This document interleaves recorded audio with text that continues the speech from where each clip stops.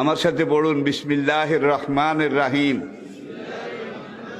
আস্তাগফিরুল্লাহ রব্বি মিন কুল্লি যামবিন ওয়া আতুবু ইলাইহি লা হাওলা ওয়ালা কুওয়াতা ইল্লা বিল্লাহিল আলিয়্যিল আযীম।